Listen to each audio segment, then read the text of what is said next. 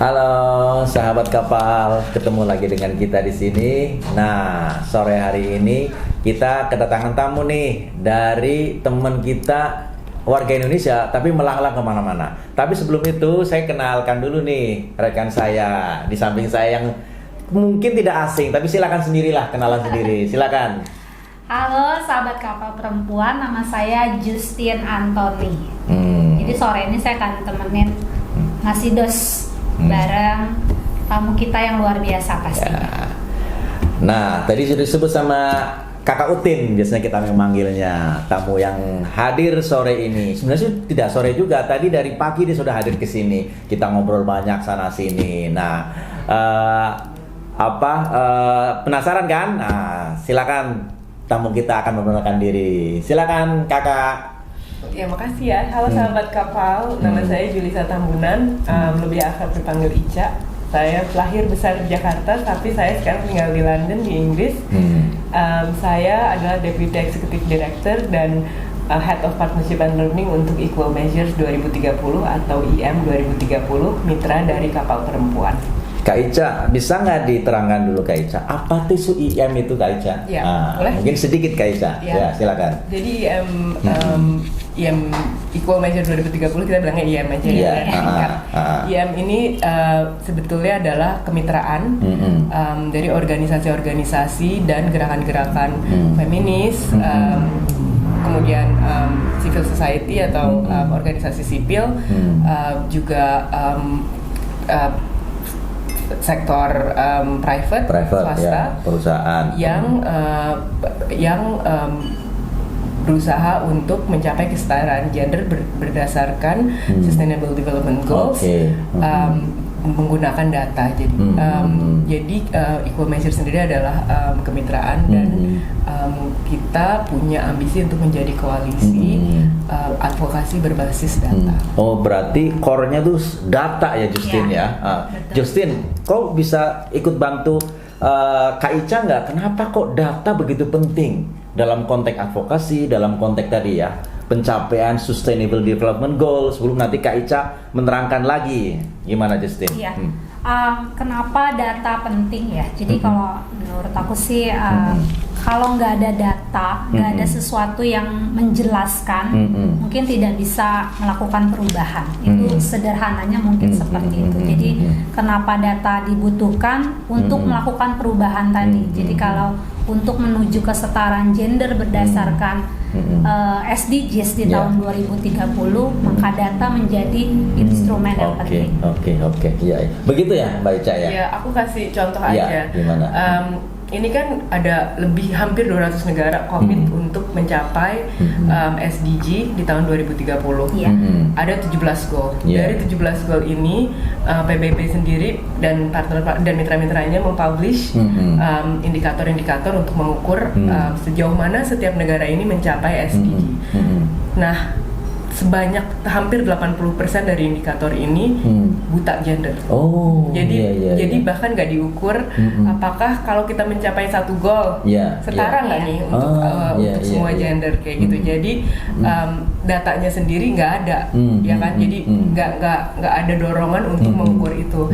Kemudian kita tahu juga kalau organisasi seperti Badan Statistik Nasional di banyak negara itu, apalagi negara-negara yang lower middle income countries itu memang nggak punya banyak budget untuk bisa mengumpulkan data yang disaggregated, jadi yang data yang mengumpulkan data laki-laki dan perempuan yang terpisah lah, yang terpilah ya. Yang terpilah. Jadi pertama datanya nggak ada. Kedua, kalau ada data, organisasi sipil nggak bisa mengakses, Jadi gimana kita bisa bisa memantau pemerintah untuk mencapai SDG kalau nggak ada data. Nggak ada datanya. Padahal kan data penting, jadi nambahin aja sebagai. Oke, terima kasih Kakak Ica. Jadi itu pemirsa, data itu sangat penting. Nah, untuk lebih jauh apa itu data, nanti kita ngobrol-ngobrol banyak ya. Tapi sebelum itu nih, saya pengen dapat kesannya dulu nih Mbak Ica. Mbak Ica kan jauh-jauh, bahkan nih teman-teman para sahabat kapal perempuan Mbak Ica ini yang nama aslinya tadi kan Julissa Tambunan, itu orang Indonesia yang pertama di IM IM Equal Mission 2030. Nah, ini kan datang ke Indonesia nih dan langsung berkunjung ke kapal perempuan. Apa kesan pertamanya Kak Ica terhadap kantor kapal perempuan, dan juga nanti kan tadi Mbak Ica juga iya orang-orangnya, terus juga tadi kan dia ke lapangan juga ke ibu-ibu komunitas. Nah, silakan Kak Ica, apa kesannya nih? Saya tuh emang udah mengikuti banget kiprahnya kapal, perkerjanya kapal, karena terkesan banget ya dari yang aktivitas untuk perubahan undang-undang pernikahan dini itu. Jadi saya emang udah mengikuti sekali, jadi udah emang datang ke sini tuh punya harapan untuk ketemu timnya gitu, dan datang ke sini juga disambut dengan hangat. Oh, terima kasih. Dan seneng banget dengar teman-teman di sini udah pada lama-lama banget awet. Jadi staf kapal kan berarti secara organisasi dan secara tempat kerja emang seperti merangkul gitu. Jadi saya sendiri ngerasa kayak gitu, datang ke sini seperti dirangkul, seperti bukan kayak baru kenal, udah kayak bagian dari keluarga kapal, dan itu terasa banget sih. Jadi makasih banget udah. Oh, sama-sama Kak Ica. Banget, dan teman-teman juga profesional banget, committed banget, dan kayak dedikasi untuk mengosong nilai feminisme dan pluralisme, untuk mencapai kesetaraan gender juga terlihat banget dari aktivitas-aktivitas dan penjelasan gitu. Kalau dari komunitas yang selama ini didampingi oleh kapal gimana Kak Ica? Tadi kan sudah juga ke Buning ya tadi Justin ya? Ke sekolah perempuan, sekolah perempuan DKI Jakarta. Tadi ada 2 sekolah perempuan. Dari Jatinegara Kaum dan Bidara Cina yang datang. Iya, saya terkesan banget sih ketemu sama ibu-ibu dan benar-benar pemimpin-pemimpin perempuan yang aktif di sekolah perempuan di sana tuh benar-benar kelihatan banget bahwa mereka merasakan manfaatnya dari bergabung di sekolah perempuan, dan semangatnya tuh kelihatan banget. Dan karena mungkin kita juga budayanya yang bersamaan dan guyon gitu kan, jadi kayak kelihatan tuh ya gitu, sama seperti dirangkul, seperti udah lama kenal dan sibuk foto-foto. Jadi kayak emang bener-bener saya baru ketemu dan salah satu ibu-ibu yang tadi sharing juga bilang bahwa saya dulunya nggak berani nih ngomong di depan kayak gini, tapi sekarang saya tapi ibu ini juga yang langsung cerita banyak gitu, ya nggak kelihatan sama sekali bahwa dulunya nggak berani ngomong di depan, dan juga banyak ibu-ibu yang cerita pengalamannya mengambil data, yang belajar dari sama sekali nggak ngerti dan akses data ke kelurahan sampai yang benar-benar bisa advokasi menggunakan data itu. Terus ya bener nggak gimana sih, saya udah tahu sih bahwa ini memang kerja kapal di sini memang emang hebat gitu, tapi saya lebih kayak terinspirasi aja, inspiratif banget ketemu sama teman-teman di komunitas itu, jadi kayak yang terima kasih. Bangga banget bisa jadi bagian dari kapal gitu. Terima kasih apresiasinya Kak Ica. Sebelum Justin bertanya, saya ini ada yang mengganjal nih Justin ke Kak Ica. Nah, Kak Ica setelah berkunjung ke kantor kapal, artinya ini kan bagian dari masyarakat sipil. Terus juga Kak Ica tadi berkunjung ke komunitas yang selama ini didampingi oleh kapal. Kalau melihat seperti itu, Kak Ica optimis nggak dengan program-program yang selama ini digawangi atau diusung oleh IM? Dalam konteks misalnya, ini salah satu contohnya kan kapal. Dari situ Kak Ica punya optimisme nggak bahwa ini program-program yang selama ini didukung dan dikerjasama oleh IM 2030 ini, kita optimis nih. Nah, gimana Kak Ica tanggapannya Kak Ica? Iya, saya optimis banget sih dengar rencana-rencananya kapal. Karena saya juga gabung ke IM, ini saya baru bulan keempat di IM.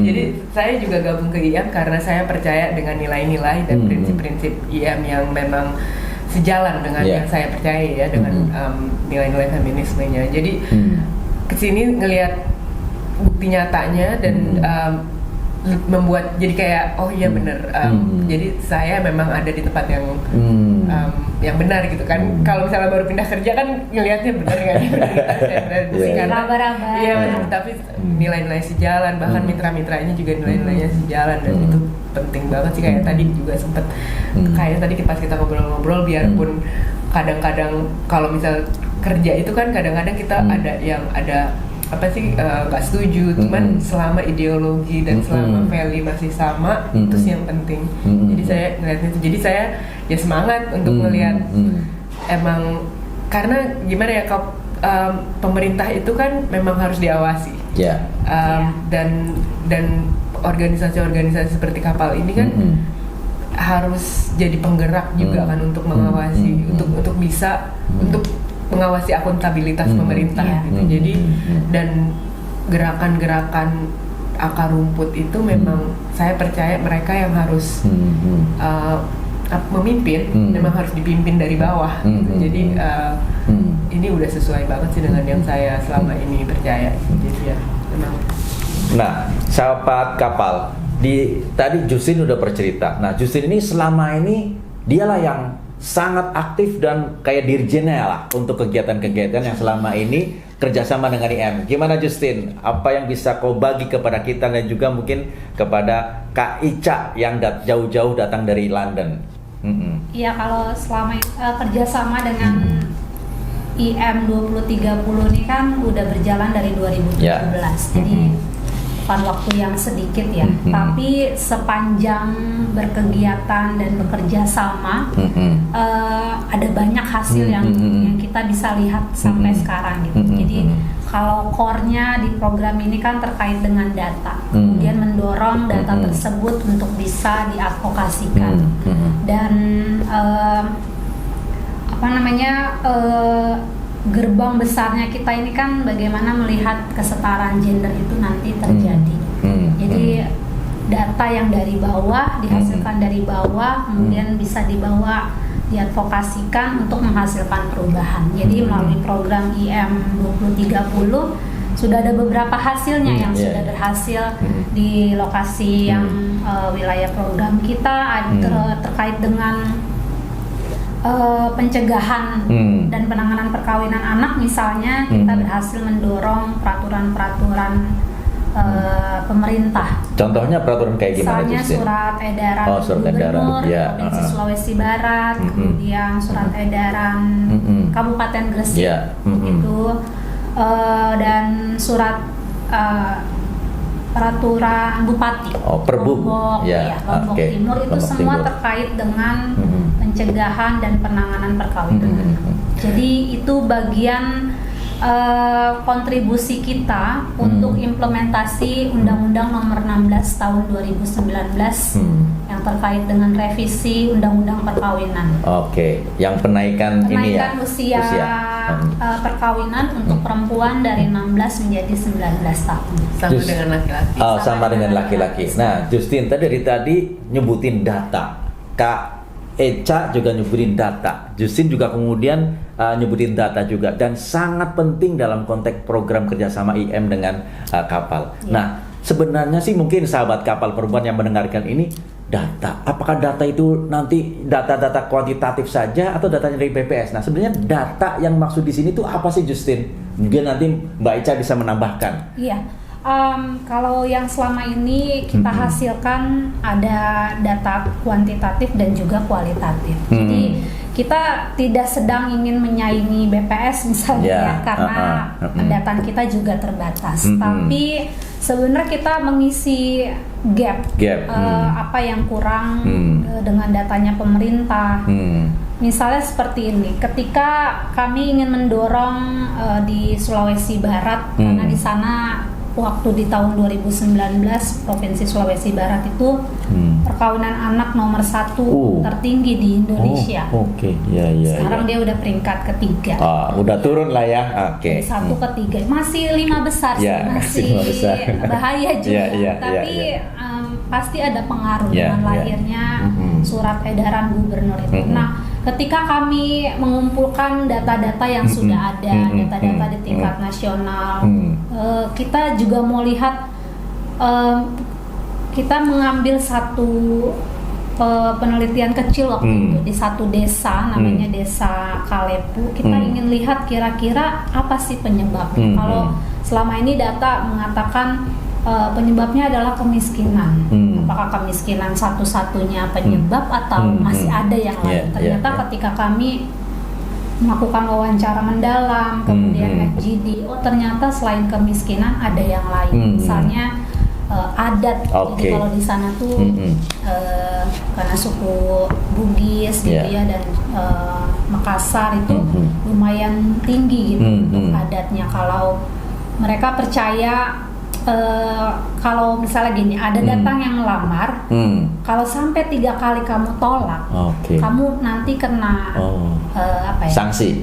Bukan, kayak hukuman karma, kayak nanti nggak akan datang lagi yang akan melamar kamu. Jodohnya hilang. Nanti kamu akan jadi perawan tua. Nah, itu yang mereka percayai bahwa kalau ada 1 kali datang, nggak apa-apa. Tapi 2 kali, sampai ke 3 kali ditolak itu kamu nggak akan pernah nikah. Jadi apa yang mereka percayai itu yang mendorong orang tua untuk ya kalau ada yang ngelamar anaknya ya udah kasih aja gitu. Jadi itu yang sering yang kita temuin. Di samping ada perjodohan karena budaya ya. Nah itu bagian dari data juga ya, Justin? Justru dari data itu kemudian kita komunikasikan, kita audiensikan kepada pemerintah Sulawesi Barat bahwa tingkat tingginya ini ada banyak faktor.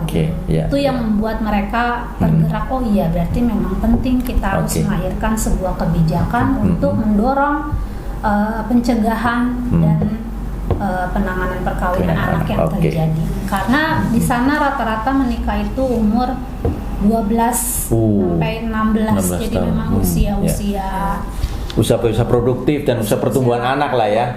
Itu benar-benar yang di bawah usia anak sekali gitu.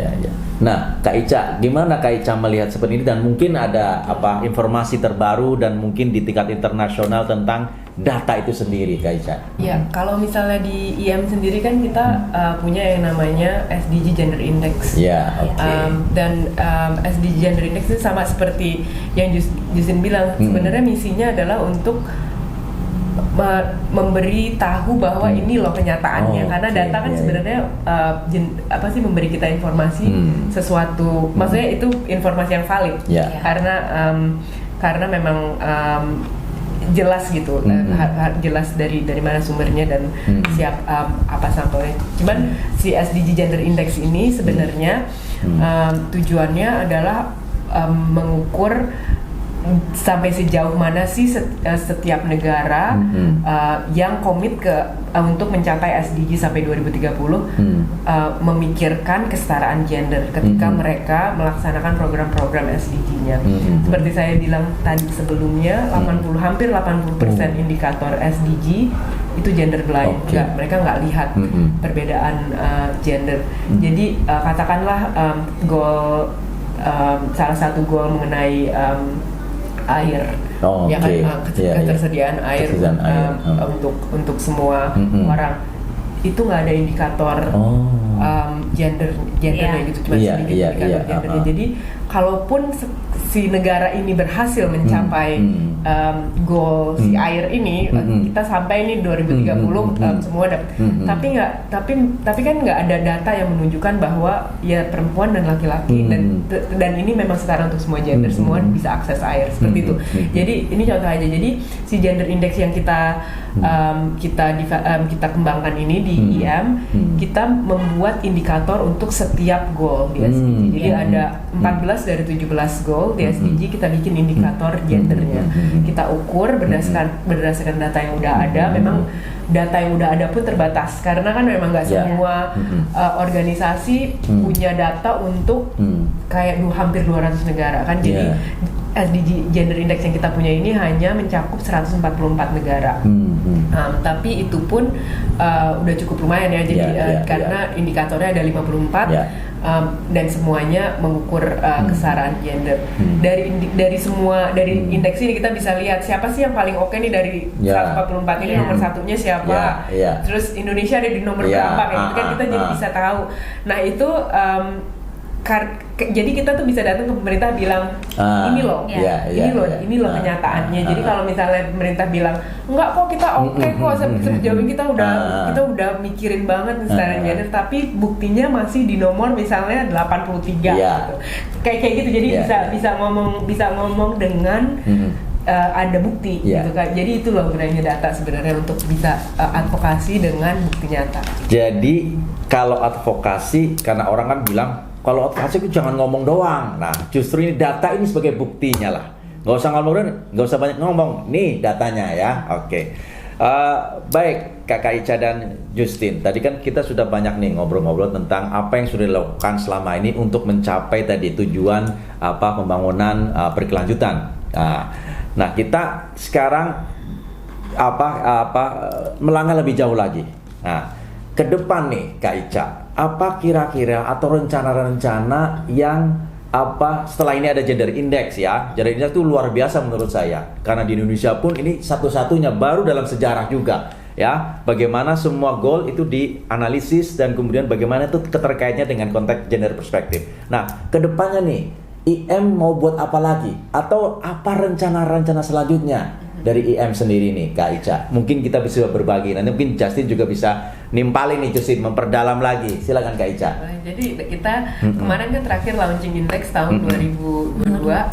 Kita tahun depan mau launching launching index baru lagi, SDG Gender Index baru, berdasarkan data yang lebih terkini ya, karena kan data tahun 2022 itu sebelumnya sebenarnya belum mencakup COVID. COVID kan bikin dunia berantakan ya. Dan kesetaraan gender juga pada berubah semua.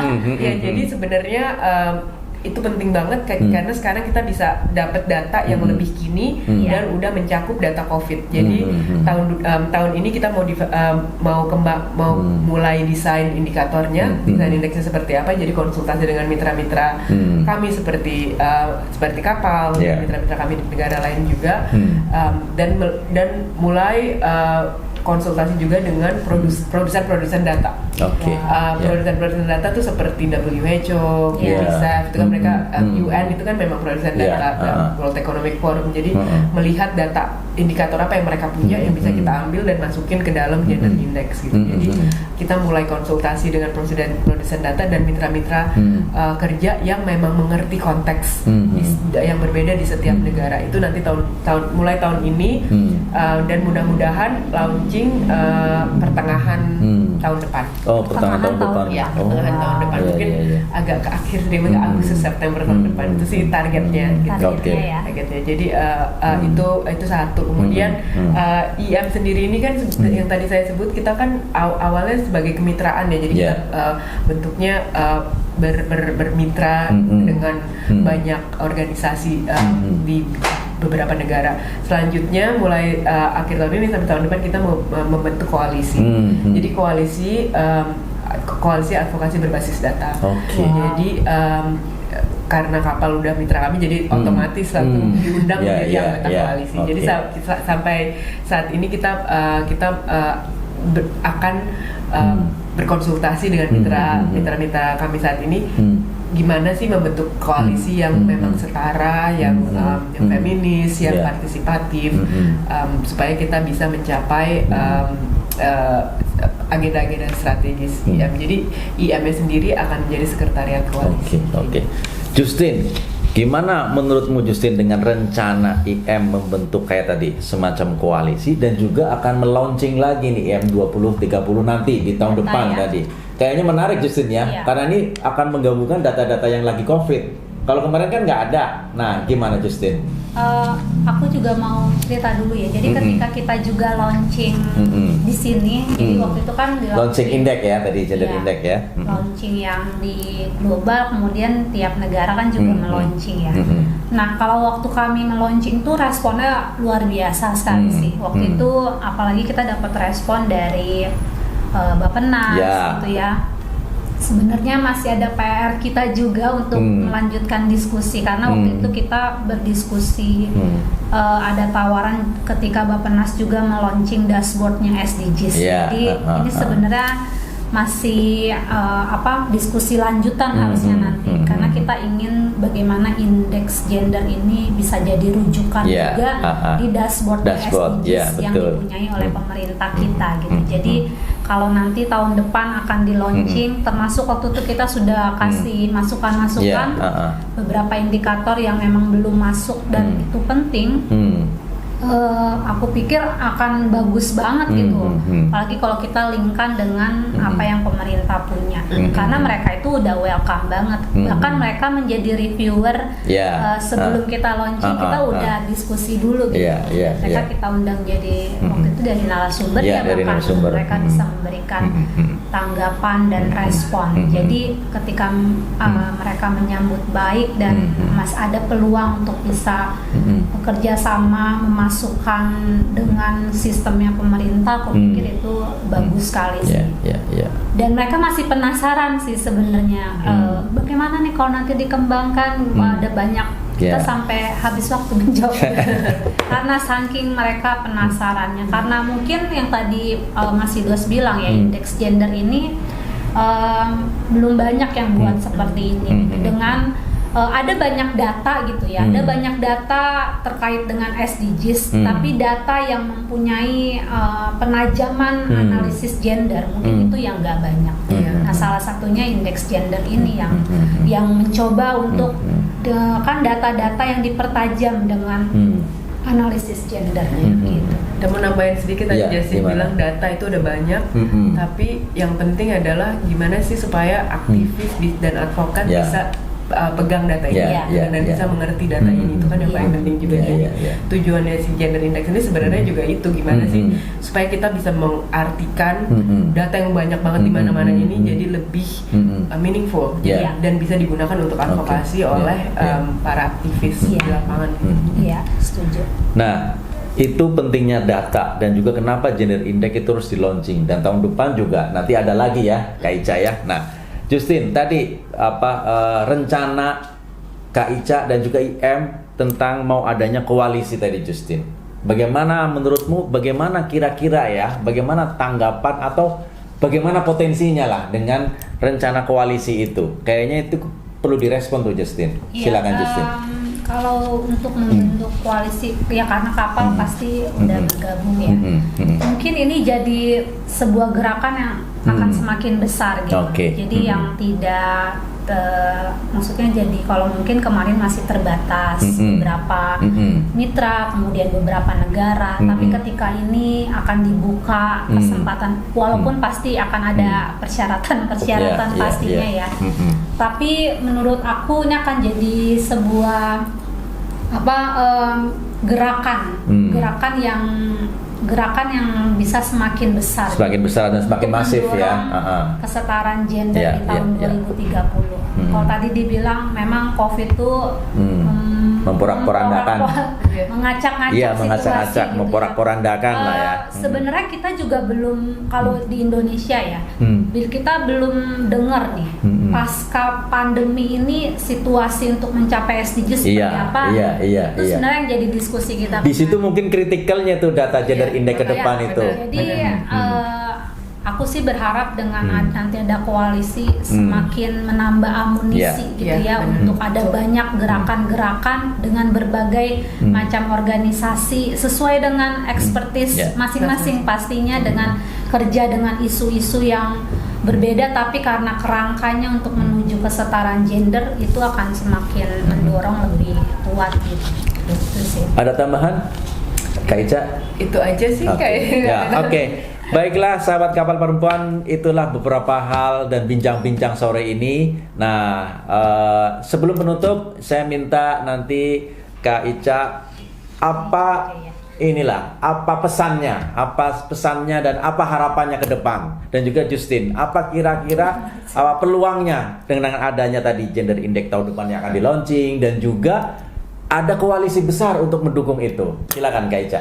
Harapan saya sih supaya dan saya bicara pertama bagi para produsen data untuk mengumpulkan data-data yang memang setara, dan pakai lensa-lensa interseksional, artinya melihat berbagai macam identitas. Jadi kumpulkan semua data itu. Jadi saya harap produsen data lebih mengumpulkan data-data yang bernilai feminis, Jadi, dan untuk lembaga-lembaga donor untuk bisa karena banyak data tuh nggak ada dan nggak susah dikumpulkan karena memang kadang nggak ada budget. Jadi untuk lembaga-lembaga donor multilateral, bilateral ataupun filantropi untuk mulai melihat bahwa mendanai produksi pengumpulan data itu penting banget untuk mencapai kesetaraan gender dan mendanai kerja-kerja organisasi yang melakukan advokasi berbasis data juga penting banget. Kemudian juga untuk IM sendiri dan untuk kapal, saya harapannya supaya kita semakin kuat koalisinya dan supaya indeksnya ini bisa dipakai oleh para aktivis dan para advokat gender supaya berguna.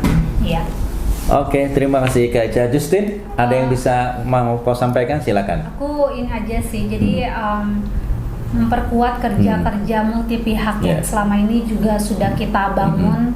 Jadi membawa data dari bawah gitu, bagaimana seringkali data dihasilkan dari atas kemudian turun ke bawah, tapi kita mau bawa yang benar-benar bahkan perempuan akar rumput sebagai penghasil data, mereka yang bisa mendata itu bisa membawa data-data ke atas. Justru ada pengakuan data-data dari komunitas yang itu sebenarnya justru bisa mendukung apa yang pemerintah punya selama ini. Jadi kerja multi pihak yang semakin kuat gitu melalui program kerjasama IM dan Kapal Perempuan. Oke, terima kasih. Apa yang disampaikan? Data yang merefleksikan pengalaman-pengalaman perempuan. Itu kunci yang terakhir dari Kakak Ica, bahwa data yang merefleksikan pengalaman-pengalaman perempuan itu yang sangat berarti. Dan ini menjadi kata penutup kita bincang-bincang sore ini. Terima kasih sekali lagi Kakak Ica dari IM dan juga Justin yang selama ini sudah mengampu program kerjasama IM 2030 dengan Kapal. Baik sahabat Kapal Perempuan, selamat berjumpa kembali dan ingat, data yang merefleksikan pengalaman-pengalaman perempuan itu sangat penting untuk pencapaian SDGs 2030. Oke, dadah. Terima kasih Ica. Ya ampun, maaf.